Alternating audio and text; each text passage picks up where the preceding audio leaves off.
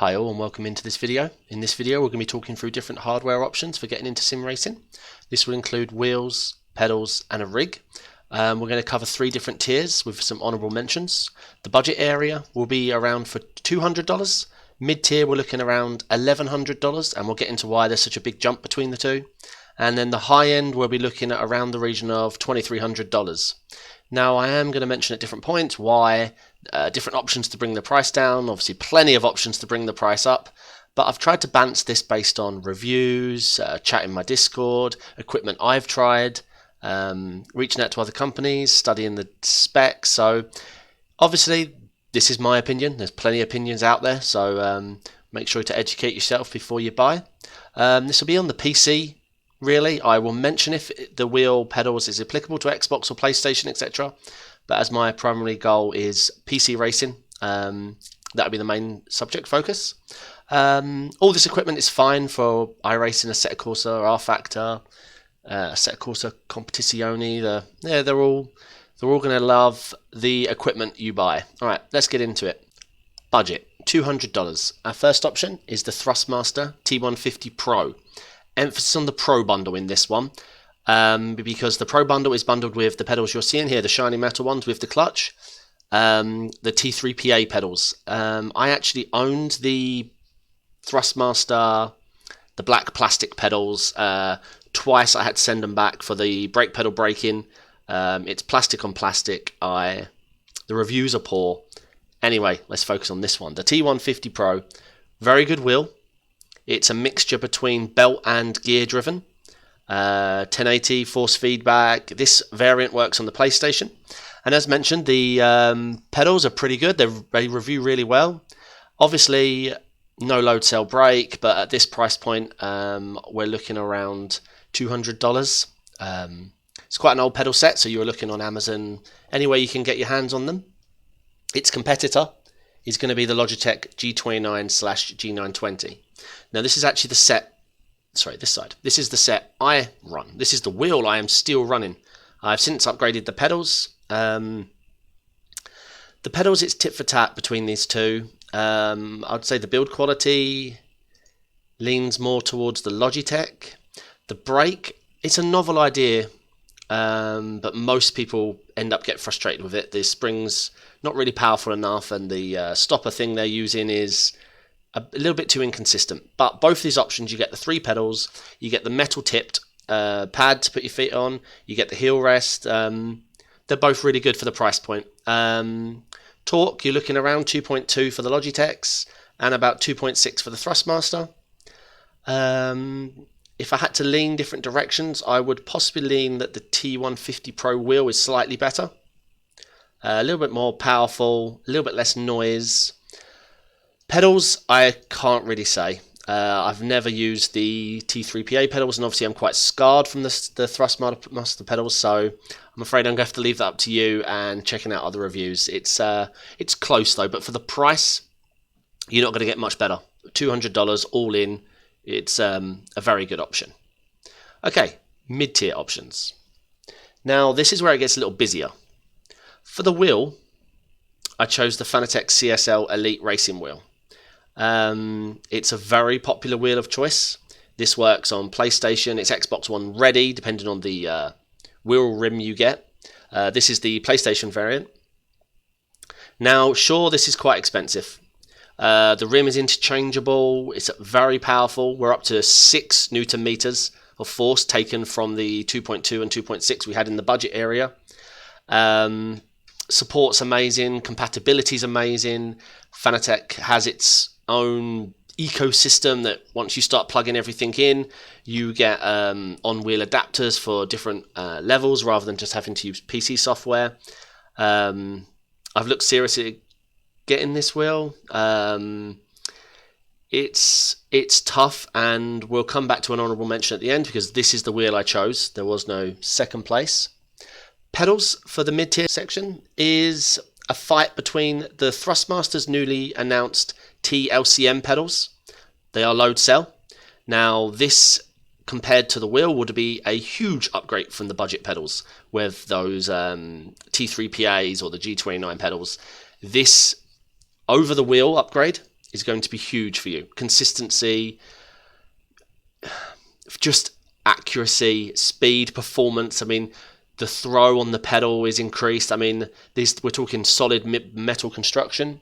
The pedals they go up against, I'm going to say my pedals, the pedals I'm currently using, the CSL Elite pedals, load cell, full metal construction, proper weighty. Now, the one thing to take into consideration, these sit at both around the $199 region. I think they're both the exact same price. Is if you're coming from the budget setup where you just had your T150 Pro or G29 bolted to a desk and your pedals were under the desk, that was fine. You probably got up to speed pretty well, and now you're looking to upgrade. Keep in consideration that if you upgrade to load cell pedals, you're no longer going to be putting them on carpet. You're not going to have the level of force to be able to even put the brake pedal down. They would lift up, so you either need to look at a rig or bolt them to the floor somehow. So in the mid-tier, I've included a rig in the price. That's why we got to the 1100, purely because if you're on an office chair or just using carpet or some wood to hold it down, the power and the force to utilize the load cell brake pedal, it's extreme. You're going to be moving back in your chair. You're going to be losing a lot of the feeling through movement. So while the budget tier, you can get away without a rig for sure. Mid-tier at the 1100 price point with the CSL Elite racing wheel, and then your choice of either the Thrustmaster or Fanatec load cell pedals. I had a look around, and GT Omega stuff reviews really well. I've actually looked at some of their stuff myself.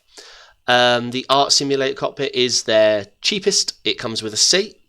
I'm sure it's not an 80/20 rig. Adaptability's, going to be down to them and buying anything from them rather than anything you can get just from any old store. $409 it's listed at. It's currently sold out, but I just wanted to show you price with a seat. I think that's a really good option. You just your shifter, your wheel, and your pedal base gives you that firm feeling, and you'll be able to utilize the load cell pedal that you've taken from the mid-tier upgrade. Now, I mentioned some honorable mentions because the mid-tier was the hardest one to design. Budget was all about how cheap can I get it without sacrificing too much. That was easy. Mid-tier was very difficult. I mean, what is mid-tier? So the two honorable mentions for the wheel goes to the Thrustmaster T300 RS GT Edition. Triple metal pedals, very, very good. The wheel is a completely belt-driven wheel, much like the Fanatec, but is a lot cheaper. You can get this on Amazon for like $320, whereas the Fanatec wheel you're looking at more like $550, $600 if we're trying to keep it thinking dollars here, just a point of comparison. Reviews really well, the T300. Newton meters of force isn't as strong. It's 3.9, I believe, which is a good step up from the budget. It's not quite the 6 Newton meters of force from the Fanatec CLC Elite, but great option. And then the last honorable mention in the mid-tier is, I couldn't not put these on. It was hard not putting them on originally. These are probably the most popular sim racing pedals out there. The Clubsport pedals V3. Extremely popular. You get the load cell. So why did I not put them as the primary choice? Well, let's just compare these two, for example. It's $150 between them. They both offer load cell. They're both high quality full metal design, and they're both made by the same company. One of the biggest pros about the Clubsport pedals, the V3, is the expandability with the braking mods. But they're more money on top again. The build quality is extremely good. You can get these inverted. As far as adjustability, the V3s blow the CSL Elite ones out the water. But I tried to settle on a price for mid-tier. I was aiming around 1100. I would have loved to have got that to 1000, and there was no way of doing it with these pedals without sacrificing something else. So I just wanted to make sure that you're aware these are fantastic pedals. This is a fantastic wheel. As a choice, if I had to pick two, if you're getting the Fanatec CS Elite wheel, I would recommend pairing them up with the pedals, just because Fanatec stuff is unique in the sense of their software on the wheel works really well when you stay within their ecosystem. You know, if you don't know an iPhone, you end up with an iPad, you end up with a Mac. It's that sort of feel. It's not a bad thing, but yeah, high quality stuff. Okay, the high end. Let's start with the direct drive wheel.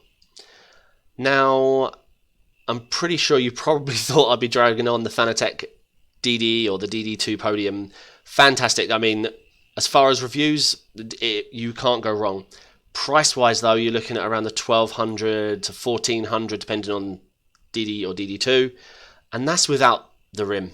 That is just the unit, and that's expensive. I know this is high-end, but I tried to keep things on a budget, and I tried to value against price against money, value for money. And the Accuforce Pro V2 reviews extremely well. Fidelity is super high, 13 Newton meters of force. The sim experience software is mind-bogglingly impressive, and how customizable it is. And we're sitting at $999 all in, rim as well. Is it expandable as the Fanatec gear with hundreds of wheel choices and fancy software to adjust on the fly? No. It's not as pretty, but value for money, speed, performance to price, it's hard to argue that the Accuforce Pro V2 isn't the master right now. Value for money wise, I'm talking about here. This is difficult and subjective, and the budget of $2,300 wouldn't have been possible without choosing this direct drive wheel. Pedals.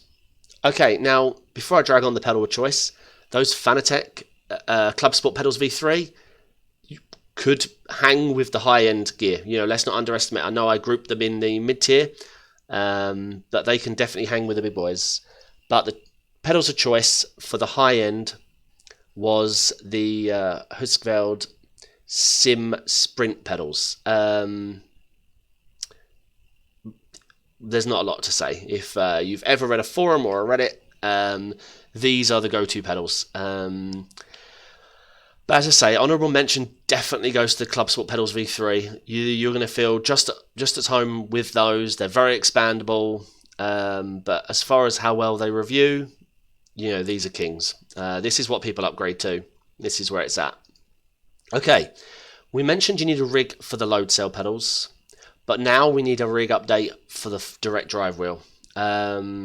So we originally, in the mid-tier, picked that G2 Amiga Art Simulator Cockpit because of the load cell pedal not being able to be used on carpet or anything. Well, a simple metal rig, while it might suffice, a direct drive wheel is extremely powerful, and you need to make sure it is completely solid. Otherwise, any flex, any movement, not only is distracting, is quite literally eating away at the force you would feel through your arms, and, you're losing feedback. And if you're spending $1,000, you probably don't want to be losing feedback. There are no honourable mentions. This one won unanimously. It's the SimLab P1X. It's all you need. It's an 80/20 rig. You can get it black anodized. It looks awesome. It's not going to change in front of me. Oh, there you go.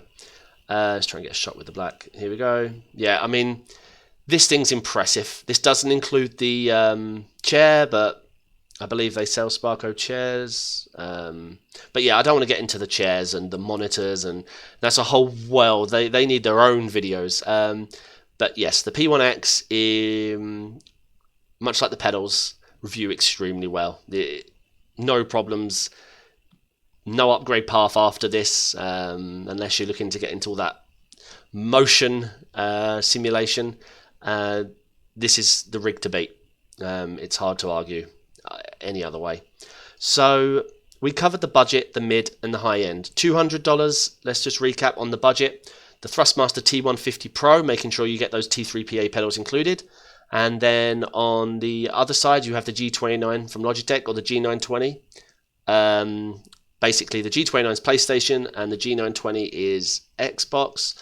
The G29 comes with the RPM lights, but they're both the same. 2.2 Newton meters of force on the Logitech, Thrustmaster 2.6. That's desk mountable. You can use them on the carpet. They're fine for that sort of use. Mid-tier, we looked at around $1,100 with the Fanatec CSL Elite Racing Wheel, with your choice of load cell pedals from Thrustmaster, the T-LCMs, or the Fanatec CSL Elite load cell pedals, the ones I own. Then we need a rig with a seat, so I wanted to find a good budget build, so I found the GT Omega Art Simulator Cockpit. Honorable mentions went out to the Thrustmaster T300 GT edition, the RS, and the Clubsport pedals V3, which, as I mentioned, could also hang in the high end. And my high-end choice went to the Accuforce Pro V2, the Heusinkveld Sprint pedals, and the SimLab P1X 8020 rig. And the high-end budget was $2,300. Now, this is all very subjective. This is all from my research. Some equipment I've used, some equipment I've reviewed as much as I can and asked questions and reached out to companies for any different understandings that I want. I've been lucky enough to try other people's rigs. It's tough and it's subjective. So I really hope it helps. Links down in the descriptions for every product mentioned. I'll try and detail all the details I've mentioned as well, to do with torque and honourable mentions, and everything will be down there. So if you're looking to pick up any of the gear, link in description. Obviously, I've said this before, it's all my opinion.